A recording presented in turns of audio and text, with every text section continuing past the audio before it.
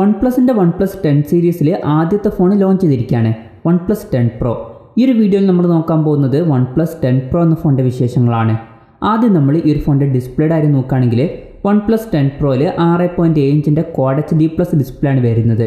അപ്പം ഈ ഒരു ഫോണിൽ Quad HD റെസൊല്യൂഷൻ കൊടുത്തിട്ടുണ്ട്. പിന്നെ ഈ ഫോണിൽ AMOLED ഡിസ്പ്ലേ ആണ് ഉപയോഗിച്ചിരിക്കുന്നത്. ഈ ഒരു ഫോണിൻ്റെ ഡിസ്പ്ലേയിൽ 120 ഹെർട്സിൻ്റെ റിഫ്രഷ് റേറ്റ് സപ്പോർട്ട് ചെയ്യുന്നുണ്ട്.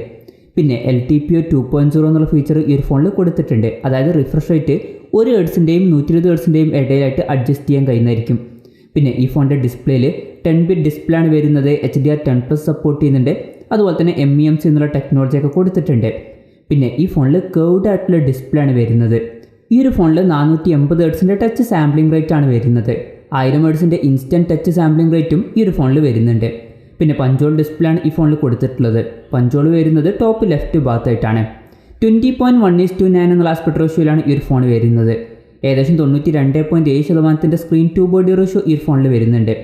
പിന്നെ ഫോണിൻ്റെ ഫ്രണ്ടിൽ ഗൊറില്ല ഗ്ലാസ് വിക്ടേഴ്സിൻ്റെ പ്രൊട്ടക്ഷൻ കൊടുത്തിട്ടുണ്ട്. ഇത് ഗൊറില്ല ഗ്ലാസിൻ്റെ ഏറ്റവും ലേറ്റസ്റ്റ് ആയിട്ടുള്ള പ്രൊട്ടക്ഷനാണ്. പിന്നെ ഫോണിൻ്റെ പീക്ക് ബ്രൈറ്റ്നസ് വരുന്നത് 1300 നിറ്റ്സ് ആണ്. അപ്പോൾ ഡിസ്പ്ലേ ഫീച്ചേഴ്സ് നമ്മൾ മൊത്തത്തിൽ നോക്കുകയാണെന്നുണ്ടെങ്കിൽ വളരെ മികച്ച ഡിസ്പ്ലേ ഫീച്ചേഴ്സും കാര്യങ്ങളൊക്കെ OnePlus 10 Proയിൽ കൊടുത്തിട്ടുണ്ട്. പിന്നെ ഈ ഫോണിൽ in display finger print sensor വരുന്നുണ്ട്. ഫോണിൻ്റെ വെയിറ്റ് വരുന്നത് ഏകദേശം 200.5 ഗ്രാമാണ്. തിക്നെസ് വരുന്നത് 8.55 mm ആണ്. പിന്നെ ഈ ഫോണിൻ്റെ ബാക്കിൽ 3D nano crystalline ceramic back ബോഡിയാണ് കൊടുത്തിട്ടുള്ളത്. ഈ ഫോണിൻ്റെ 2 കളർ വേരിയൻസ് ഇപ്പോൾ ലോഞ്ച് ചെയ്തിട്ടുണ്ട്. എംറാൾഡ് ഫോറസ്റ്റും അതുപോലെ തന്നെ വോൾക്കാനിക് ബ്ലാക്കും. ഇനി പ്രോസസ്സറിൻ്റെ കാര്യം പറയുകയാണെങ്കിൽ സ്നാപ്ഡ്രാഗൺ 8 Gen 1 എന്ന പ്രോസസ്സറുമായിട്ടാണ് ഈ ഒരു സ്മാർട്ട് ഫോൺ വരുന്നത്. ഈ ഒരു പ്രോസസ്സർ എന്ന് പറയുന്നത് സ്നാപ്ഡ്രാഗണിൻ്റെ ഏറ്റവും ലേറ്റസ്റ്റ് ആയിട്ടുള്ള ഫ്ലാഗ്ഷിപ്പ് പ്രോസസ്സറാണ്. ആ ബെസ്റ്റ് ആയിട്ടുള്ള പെർഫോമൻസും കാര്യങ്ങളൊക്കെ ഇതിൽ കിട്ടേണ്ടതാണ്. ഇതിൽ 5G സപ്പോർട്ട് ചെയ്യുന്നുണ്ട്. ഈ ഒരു ഫോണിൻ്റെ 3 വെർഷൻസ് ഇപ്പോൾ ലോഞ്ച് ചെയ്തിട്ടുണ്ട്. ബേസ് വേരിയൻറ്റിൽ 8GB റാമും 128GB ഇൻറ്റേർണലാണ് വരുന്നത്. 8GB റാമും 256GB ഇൻറ്റേർണലുമായിട്ട് വരുന്ന ഒരു വെർഷനും അതുപോലെ തന്നെ 12GB റാമും 256GB ഇൻറ്റേർണലുമായിട്ട് വരുന്ന ഒരു വെർഷനും വരുന്നുണ്ട്.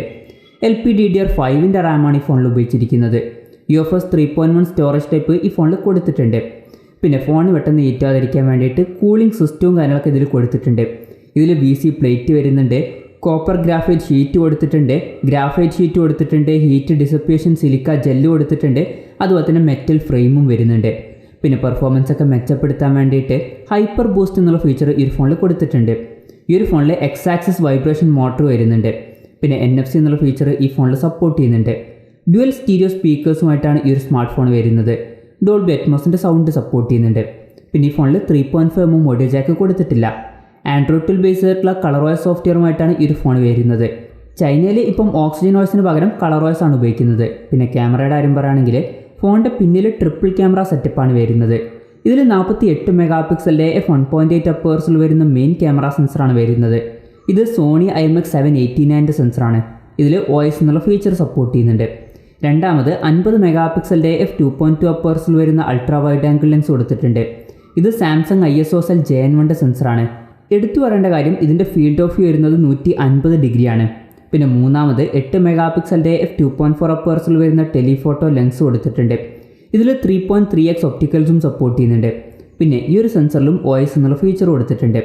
ഈ ഒരു ഫോണിൻ്റെ ക്യാമറയ്ക്ക് വേണ്ടിയിട്ട് OnePlus ഹാസൽബ്ലേഡുമായിട്ട് പാർട്ട്ണർഷിപ്പ് ചെയ്തിട്ടുണ്ട്. ഈ ഒരു ഫോണിൽ 8K വീഡിയോ റെക്കോർഡിംഗ് ഒക്കെ സപ്പോർട്ട് ചെയ്യുന്നുണ്ട്. പിന്നെ സെൽഫി ക്യാമറയുടെ കാര്യം പറയുകയാണെങ്കിൽ ഫ്രണ്ടിൽ 32 മെഗാപിക്സലിൻ്റെ f2.4 അപ്പേഴ്സിൽ വരുന്ന സെൻസറാണ് വരുന്നത്. ഇത് സോണി IMX615ൻ്റെ സെൻസറാണ്. പിന്നെ ഈ ഫോണിൽ 5000 mAhൻ്റെ ബാറ്ററി കൊടുത്തിട്ടുണ്ട്. 80 വാട്ടിൻ്റെ ഫാസ്റ്റ് ചാർജിങ് സപ്പോർട്ട് ചെയ്യുന്നുണ്ട്. ബോക്സിൽ തന്നെ ചാർജറും കൊടുത്തിട്ടുണ്ട്. പിന്നെ ഈ ഫോണിൽ 50 വാട്ടിൻ്റെ വയർലെസ് ചാർജിങ് സപ്പോർട്ട് ചെയ്യുന്നുണ്ട്. റിവേഴ്സ് വയർലെസ് ചാർജിങ് എന്നുള്ള ഫീച്ചറും ഈ ഒരു ഫോണിൽ വരുന്നുണ്ട്. Type-C ചാർജിങ് പോർട്ടുമായിട്ടാണ് ഈ ഒരു സ്മാർട്ട് ഫോൺ വരുന്നത്. പിന്നെ ഈ ഒരു ഫോൺ ഇപ്പം ഇന്ത്യയിൽ ലോഞ്ച് ചെയ്തിട്ടില്ല. ഇപ്പോൾ ചൈനയിലാണ് ഈ ഫോൺ ലോഞ്ച് ചെയ്തിരിക്കുന്നത്. വിലയുടെ കാര്യം പറയുകയാണെങ്കിൽ ചൈനയിൽ ഈ ഫോൺ ലോഞ്ച് ചെയ്തിരിക്കുന്നത് 4699 യുവാൻ എന്ന പ്രൈസ് റേഞ്ചിലാണ്. അതായത് ഏകദേശം 54,500 രൂപ പ്രൈസ് റേഞ്ചിൽ. പിന്നെ ഈ ഒരു ഫോൺ ഇന്ത്യയിൽ ലോഞ്ച് ചെയ്യാൻ സാധ്യതയുള്ള ഫോണാണ്. അടുത്ത് തന്നെ മിക്കവാറും ഈ ഒരു ഫോൺ ഇന്ത്യയിൽ ലോഞ്ച് ചെയ്യുന്നതായിരിക്കും. ഇന്ത്യയിൽ ഈ ഒരു ഫോണിൻ്റെ വില കുറച്ചും കൂടെ ഒന്ന് കൂടാനും ചാൻസ് ഉണ്ട്. ചിലപ്പം ഒരു 60,000 രൂപ പ്രൈസ് റേഞ്ചിലൊക്കെ ഈ ഫോൺ ലോഞ്ച് ചെയ്തേക്കാം. എന്തായാലും അതിനെപ്പറ്റിയിട്ടുള്ള കൺഫർമേഷൻസും കാര്യങ്ങളൊന്നും ഇപ്പം പുറത്തു വന്നിട്ടില്ല. ഈ ഒരു ഫോണിൻ്റെ ഇന്ത്യൻ ലോഞ്ചിനെ പറ്റിയിട്ടുള്ള കൂടുതൽ കാര്യങ്ങളൊക്കെ അറിയുമ്പോൾ അതിനെ പറ്റിയിട്ടുള്ള വീഡിയോസൊക്കെ നമ്മൾ ചെയ്യുന്നതായിരിക്കും.